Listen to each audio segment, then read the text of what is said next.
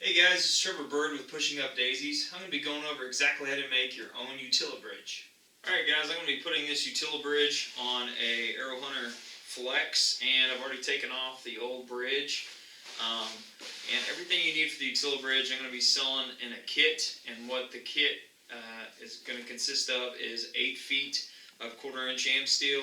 You're going to have 40 inches of 1/8 inch AM steel, and then it's going to come with 1/30 inch section of 16 gauge wire, and then two 15 inch sections of 18 gauge wire. First thing you need to decide is which side you're going to put your tag end on. As a left-handed shooter, I like to adjust with my right hand, so that means I need to Brummel splice it on the left side, and I'll go over how to do that. First thing we're going to do, clean up our space here. Okay, the first thing we're going to do is I'm going to Brummel splice on the left side. Whenever you bury your tag in the entire length, the outside will actually be stretched, and so it'll end up being shorter than the inside core. So in order to combat that, you want to make one side about 4 inches longer than the other side. So just like that, and then I pinch right there to find that middle. And then what we're going to do now is we're going to Brummel splice it around here. So what that consists of is go around your bridge loops,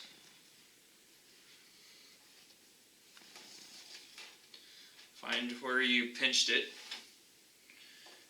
So right there is where I pinched it, and you want to find your longest end, and that's the end that you want to splice first. So measure it out. So this end was my longest end, so we're going to splice that in first. So you just want to push it like this, and what you can do is in order to feed it through, if you don't have splicing needles, you can just stick it through with the 18 gauge wire and pull that through. So find the middle, grab the other side, and this is a trick that'll help you do some splicing. Anyways, separate a few of the fibers in the last inch or so, and cut off roughly half of the fibers, and that'll help you pull it through. So then you put it through the loop, fold it back just like that, and pull it through.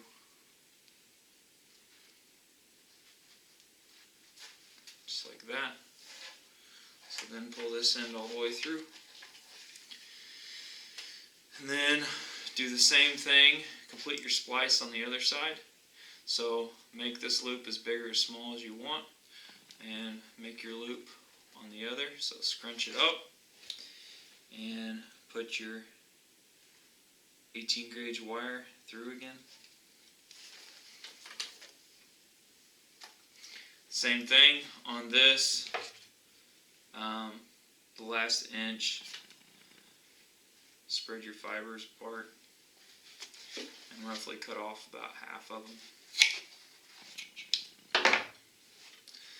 and then pull them through.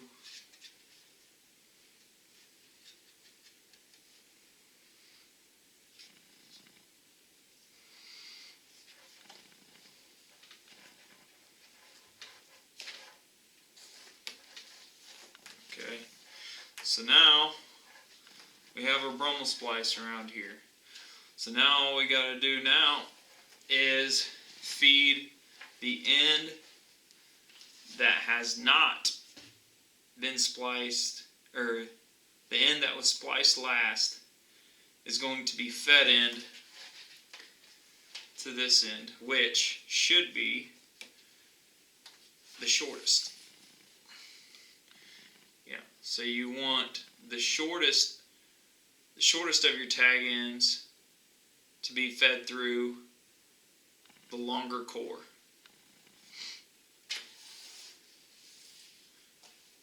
So how to do that is we're going to grab our 16 gauge wire, and let me come over here to the side.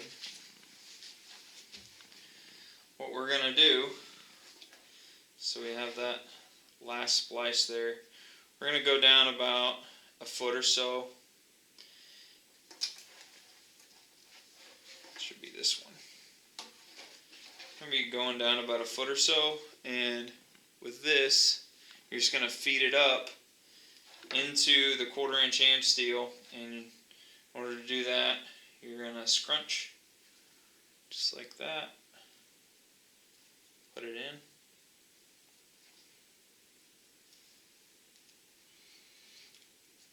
Feed it up through.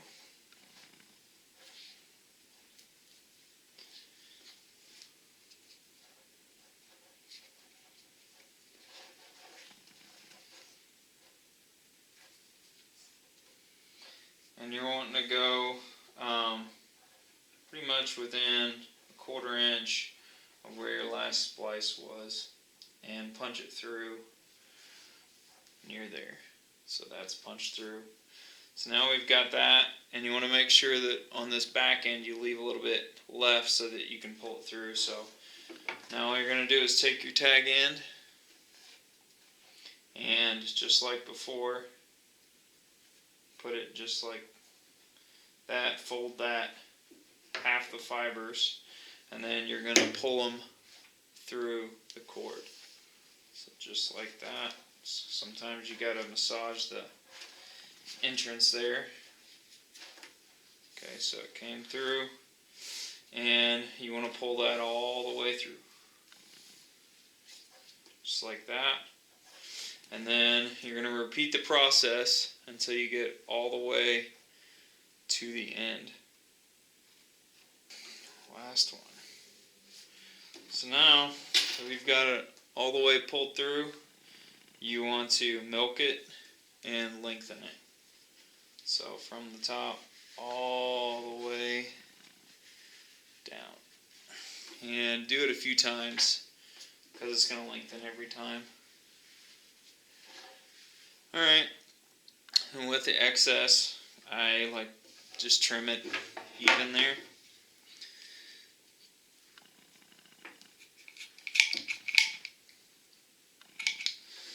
Okay, now the continuous loop. So this is 40 inches right here. First thing I like to do is find the middle. So line up the two bottoms and then pinch near the top so you know where the middle is.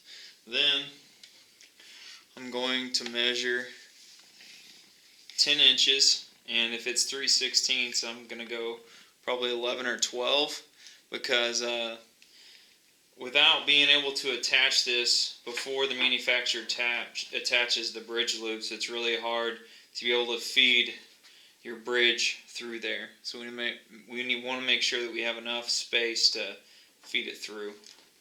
Anyways, so measure out to, I'm going to go to 10 inches, and I'm going to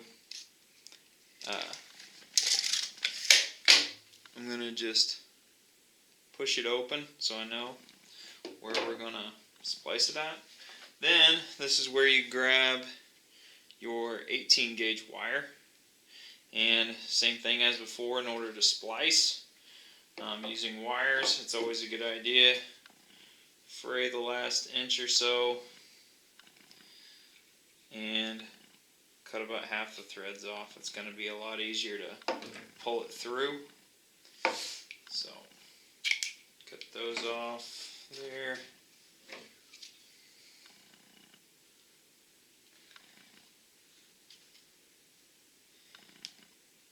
Go ahead and cut the other side off.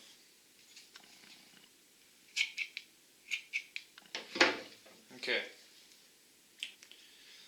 So after you have it pinched and you know where the middle is, you measured out 10 inches, then we're going to splice one side there. So stick your needle head through and pull this through. Alright. So then find your middle again and pull everything taut, so we kind of even them up, both sides there. Try to make it contrast, make it easier to see. So then, in order to complete your continuous loop, you're going to put the one that was already just spliced, the one that was already spliced, and you're going to stick it through the one that hasn't been spliced yet. So pull it through that side.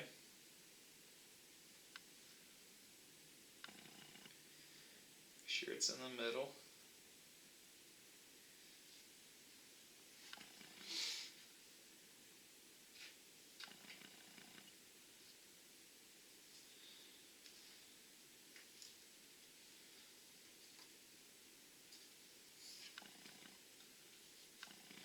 Okay, now you have the locking splice of a continuous loop. So now you have these two big tag ends, and what I like to do is I'm going to try and bury it the entire length. As much as I can bury, I'm going to bury. So these tag ends, I'm going to go all the way around. So I start at where the middle is, where we had that pinch. And this is probably going to take us twice with 18 gauge. You're going to have to do two different pull throughs. So we're going to do half here. So you want to go all the way until you get to the opening of where that splice came out. There's some other videos on how to do a continuous loop that probably show you better than I did how to do that locking splice. Anyways, pull it down, and just like before, you're pulling out, open it up, and you're going to stick this through and pull it all the way through.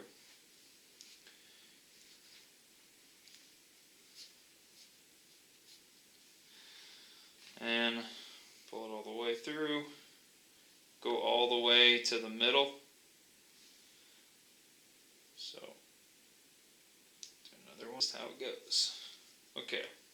So now it's all the way pulled through to the middle, just like you did before. I like to milk it once, and then you've got that much left.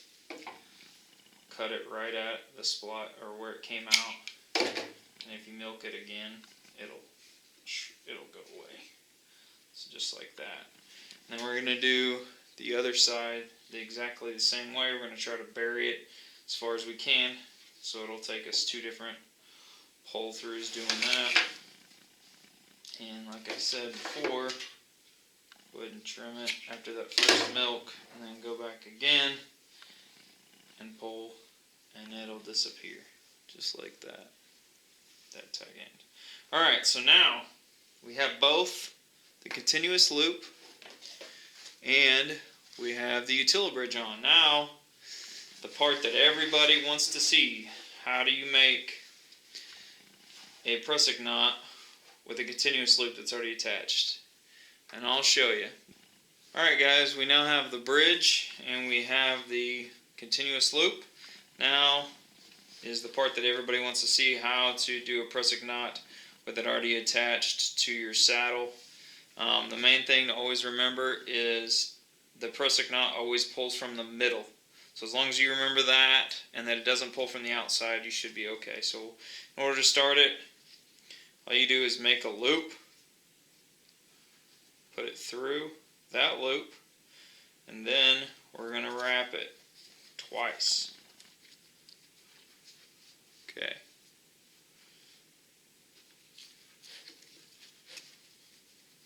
Okay, so we got those wraps. Now, on the second side, it's really easy. You just always want to make sure that these two middles stay like that. So now all you got to do is put these two middles together and wrap around this side. 1, 2, one more.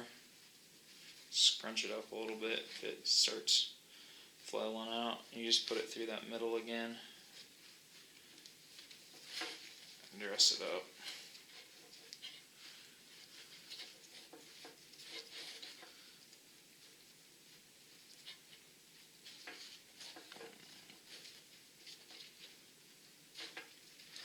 Okay, just like that. And then you do your finishing knot so you can do a figure 8 or anything like that. This bridge that we just made, I'll show you the length here.